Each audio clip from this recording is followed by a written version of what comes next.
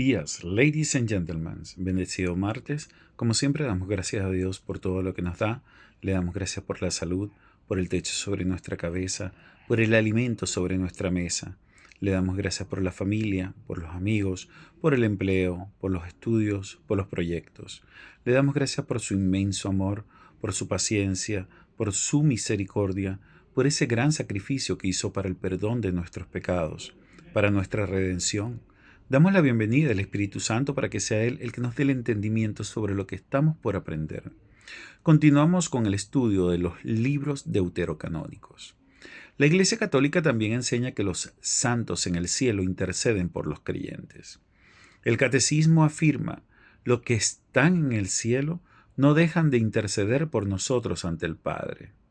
Como ya hemos visto, la Escritura dirige al creyente a un solo mediador. En 1 Timoteo 2:5 nos dice: porque hay un solo Dios y un solo mediador entre Dios y los hombres, Jesucristo hombre. También afirma que Cristo intercede continuamente por los suyos, como lo podemos ver en Hebreos 7:25.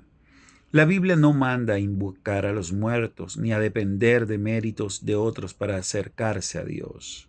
Al contrario, advierte contra buscar contacto espiritual con los muertos, como vemos en Deuteronomio 18, 10 al 12, e Isaías 8:19. Aunque el catolicismo distingue la intercesión de los santos de la consulta ocultista a los muertos, el Nuevo Testamento no enseña a la Iglesia a invocar a creyentes fallecidos ni a acudir a ellos como mediadores, sino a acercarse directamente al Padre por medio de Jesucristo. Por lo tanto, cualquier sistema que añada mediadores funcionales fuera de Cristo no se sostiene sobre la enseñanza apostólica ni sobre la suficiencia de la obra redentora del Señor. Como ya hemos observado previamente, nuestro Señor y los apóstoles citaron constantemente la Escritura del Antiguo Testamento como autoridad divina. Jesús mismo afirmó: escrito está, como lo podemos ver en Mateo 4, versículo 4, versículo 7, versículo 10, mostrando que la base de su enseñanza era la palabra ya revelada. También señaló que las Escrituras daban testimonio de él. Esto lo podemos ver en Juan 5:39, reconociendo su autoridad. De la misma manera, los apóstoles siguieron este patrón.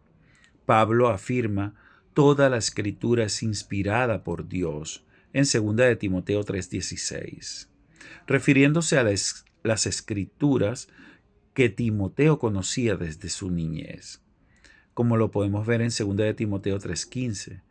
Pero también declara que los santos hombres de Dios hablaron siendo inspirados por el Espíritu Santo, como lo podemos ver en 2 Pedro 1:21.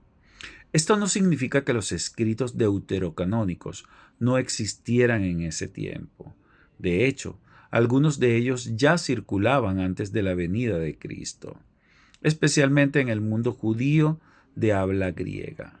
Por ejemplo, Eclesiástico, Sirácida, fue escrito alrededor del año 180 al 175 a.C.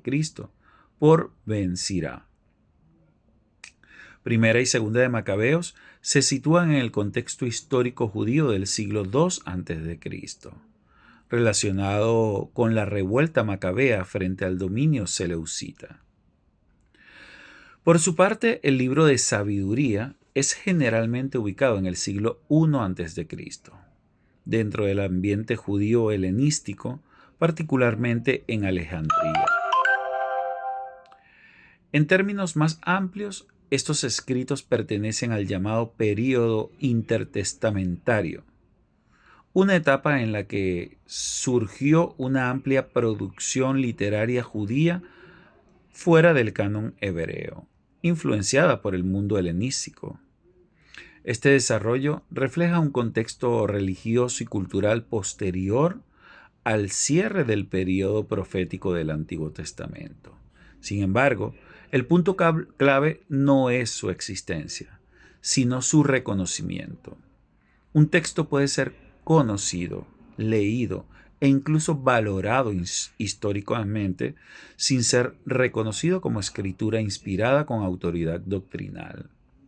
Cuando el Nuevo Testamento establece doctrina, lo hace sobre la base de la escritura reconocida, no sobre estos escritos. Por ejemplo, Jesús hace referencia al conjunto de las escrituras reconocidas cuando habla de la ley de Moisés, los profetas y los salmos, como lo vemos en Lucas 24:44, reflejando la estructura tradicional del canon hebreo. De igual manera, los apóstoles apelan continuamente a esas mismas escrituras como fundamento doctrinal, como se ve en Hechos 17:11, donde los bereanos son elogiados por escudriñar las escrituras para confirmar la enseñanza apostólica. Lo que no encontramos es que los libros deuterocanónicos sean citados en el Nuevo Testamento con fórmulas de autoridad como escrito está, utilizadas para establecer doctrina en la Iglesia. Este patrón no es incidencial, es consistente en el uso que Cristo y los apóstoles hacen de la Escritura. Por lo tanto, aunque estos escritos existían y circulaban, no fueron citados por Cristo ni por los apóstoles, como escritura inspirada mediante fórmulas de autoridad doctrinal. Esto confirma que no forman parte del fundamento doctrinal apostólico. Pero por honrar el tiempo dejamos esta enseñanza hasta acá. Mañana veremos el testimonio judío del siglo I confirma un canon limitado. Mil bendiciones.